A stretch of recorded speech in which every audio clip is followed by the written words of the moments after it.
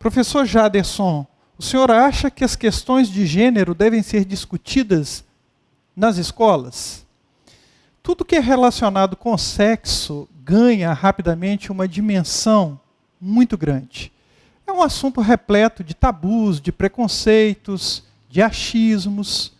Nós temos diversos segmentos sociais que procuram dar respostas para as questões que surgem na sociedade, são naturais, porque fazem parte da realidade humana, mas as pessoas têm cada um a sua base de crença, a sua plataforma de análise. Nós encontramos psicólogos, psiquiatras, religiosos, educadores, pessoas comuns, pessoas que vivenciam os fenômenos da sexualidade, como, por exemplo, a heterossexualidade, a homossexualidade, a transexualidade, a assexualidade. E tudo isso, com toda certeza, chama muita atenção e merece, sim, uma análise. Mesmo porque a quantidade de preconceitos que existem em relação às pessoas, independente da posição que elas assumem diante desta interessante questão. Vejam bem, assistindo a debates acerca do assunto, eu pude perceber que mesmo dentro da área da medicina, há muitos conflitos entre os estudiosos. Está longe de haver uma unanimidade de pensamento, ou seja, a ciência está procurando as suas respostas. Então nós pegamos um psiquiatra muito renomado que defende a ideia de que as ideologias de gênero devem ser ensinadas em salas de aula. Isso deve fazer parte do currículo. Inclusive aqui no Brasil, nós estamos com essas questões muito latentes. Vai parar na sala de aula? Não vai parar. E temos também aqueles psiquiatras também muito renomados que dizem que não, que essas questões não devem ir para as salas de aula. As crianças devem ficar sob a tutela dos pais. E o que nós sabemos sobre isso é que, de acordo com o Pacto de São José da Costa Rica, que é um pacto para os direitos humanos entre os países da América, esse pacto é de 1969, portanto tem 51 anos, e o Brasil assinou esse pacto, e lá diz que cabe à família a educação religiosa, sexual e política da criança. E, claro, as coisas podem se modificar com o tempo, a partir do momento em que a sociedade tem novas abordagens acerca de um assunto, é interessante que ele seja revisto. Mas o fato é que isso está ainda em vigência, esse pacto ele está em vigência, e seria, sim, algo interessante a se discutir. Porque se nós vamos mudar, nós temos que pensar no acordo feito, em que medida isso deve ser modificado. Vejam bem, se nós sairmos da esfera da medicina e formos, por exemplo, para a religiosa, a situação se complica muito mais. Então, religiosos com base em livros diferentes, em fundamentos religiosos diferentes, chegam, às vezes, a conclusões parecidas ou muito distintas. E, às vezes, com o mesmo livro, por exemplo, a Bíblia, a partir do mesmo livro, religiões cristãs chegam a pontos diferentes acerca da interpretação sobre identidade de gêneros, está certo ou está errado, vai ser colocado nas escolas ou não. Olha, não conheço um assunto tão pautado de posturas tão fortes, tão tendentes há conflito como esse assunto. Freud dizia o seguinte: tudo em nós, seres humanos, emana de dois motivos: o desejo sexual e a necessidade de sermos grandes. Então, o desejo sexual está na base da nossa personalidade, isso é indiscutível. E as pessoas têm manifestações sexuais diferentes, atrações sexuais diferentes. Nós sabemos que dentro da biologia, no núcleo das nossas células, nós vamos encontrar 23 pares de cromossomos. E que esse 23º par nós chamamos de cromossomos sexuais.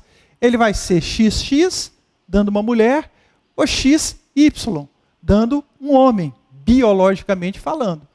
Porém, essa questão que hoje se discute tanto em relação ao fato de ser o sexo, a opção, entre aspas, sexual da pessoa, uma construção social ou uma determinação genética, dentro desta discussão surgem posições muito inflamadas, tendentes muitas vezes a conflitos, por que não até perigosos.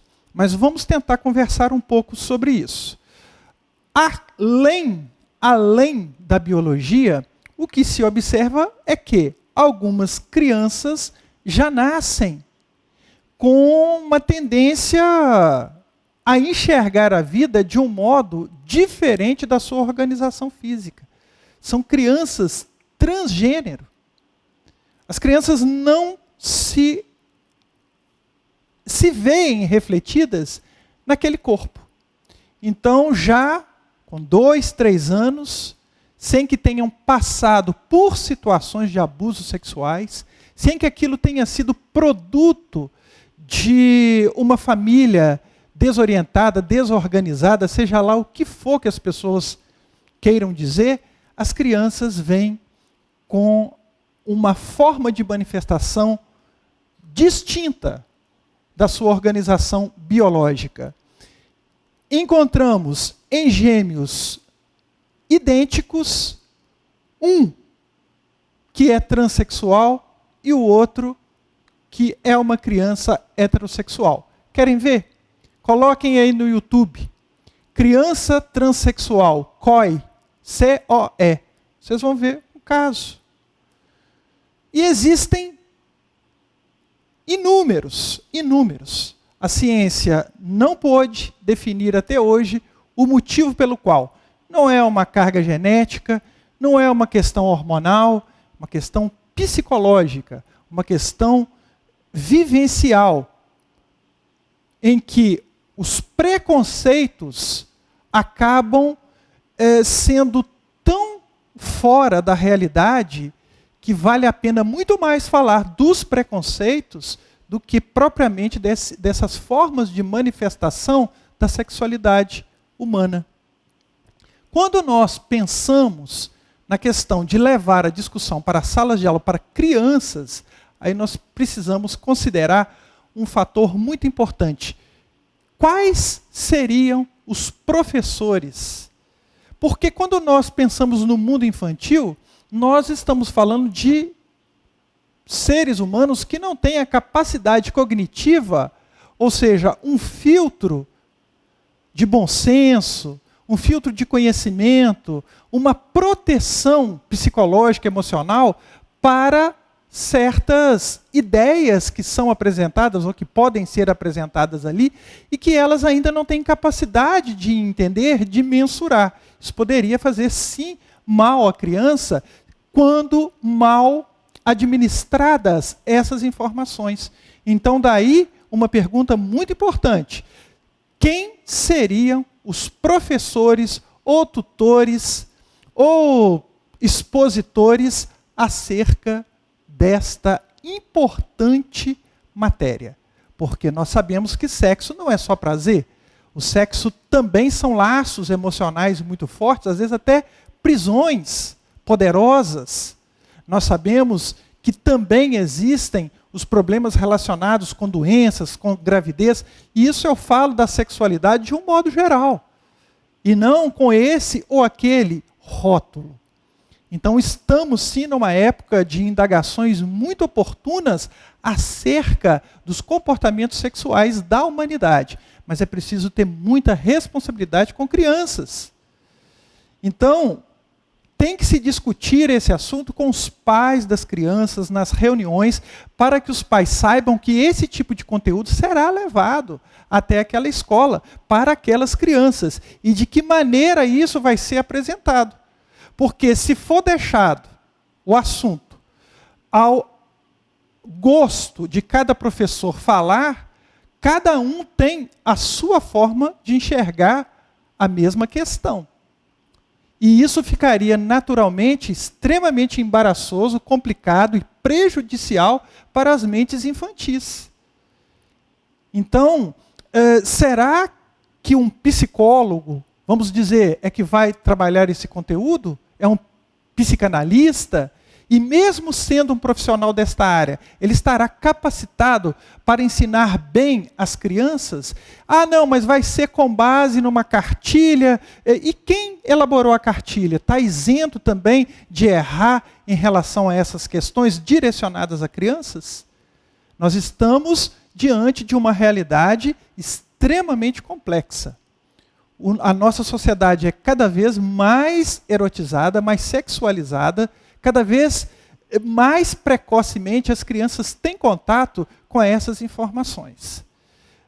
E nós precisamos saber trabalhar isso, aprender de nós mesmos, da nossa parte, para que as crianças recebam informações de qualidade. E não só as informações com base nos achismos, nas experiências pessoais, nos recalques, nas crenças, ou num viés pseudocientífico, porque alguém falou sobre isso e eu li um livro e eis que agora eu vou passar a ser um sectário daquele escritor e defender as ideias dele. Então nós temos de entender que estamos diante, sim, de algo muito importante. Agora, as questões relacionadas a gênero, a ideologia de gênero, para crianças, eu colocaria muito mais extremamente em uma condição de muita análise. E como pai, eu gostaria de saber muito bem quem faria esse tipo de colocação para as crianças e de que maneira estimaria muito ouvir a pessoa falando, conversando com as crianças, para poder entender se de fato é aquilo que as crianças precisam naquele momento. É perigoso, muito perigoso. Nós sabemos que a formação aqui no Brasil, ela se apresenta com muitas falhas em diversos aspectos. O nosso país é um país muito atrasado em termos de educação. Nós sabemos disso, o teste do PISA mostra isso para nós a cada 3 anos. E será que de uma hora para outra nós vamos ter pessoas habilitadas e habilidosas para tratar desse assunto tão sério com as mentes infantis e também juvenis? Vamos pensar. Realmente é um assunto para muitas e muitas discussões. Se nós pudéssemos diminuir um pouco o tom em relação ao assunto e procurássemos um ponto de confluência para que pudéssemos trabalhar as crianças no sentido de aceitarem os outros indivíduos do jeito que eles são, olha, estaríamos já caminhando muito bem. Porque toda diferença chama atenção, não só de crianças, mas sobretudo de crianças. É o menino que tem uma orelha um pouco diferente, logo, logo ele é apelidado. Se ele é muito magro, muito alto, ele recebe um apelido. Se é gordinho e baixinho, se ele é beiçudinho, se é narigudinho. Então, imaginem as diferenças comportamentais, chamam muita atenção. E nós herdamos, a minha geração, nós, da nossa geração, da época da década de 70, nós herdamos já um mundo repleto de preconceitos. Os que estão nascendo agora também estão assumindo uma sociedade, uma comunidade repleta de preconceitos. Então é preciso repensar, sim. Isso é muito importante. Agora, sobretudo, trabalhar o pensamento de crianças, de jovens, para a aceitação da diversidade. Mostrar que a regra, que a tônica da humanidade é o diferente. Nada existe igual. Então a tolerância deve ser trabalhada. E se é diferente pelo seu modo de vestir, de se comportar, de falar, de ser, de vivenciar a experiência sexual, que seja também mais um elemento distintivo a ser respeitado. A grande questão, a meu ver, é o respeito integral a todas as pessoas. Quem já tem idade para discutir o assunto dentro de premissas mais avançadas, vamos fazê-lo. Vamos nos reunir, vamos discutir. Agora, as crianças, é preciso pensar muito bem. Não é pelo fato de que a instituição escolar está levando uma discussão acerca do assunto que isso é a escola que está promovendo, então é bom. Porque não existe a escola sem os indivíduos que ali estão. E quem vai falar para as crianças são seres humanos. E nós sabemos que, como seres humanos, ainda somos bastante limitados. Ok? Espero ter ajudado pelo menos um pouquinho.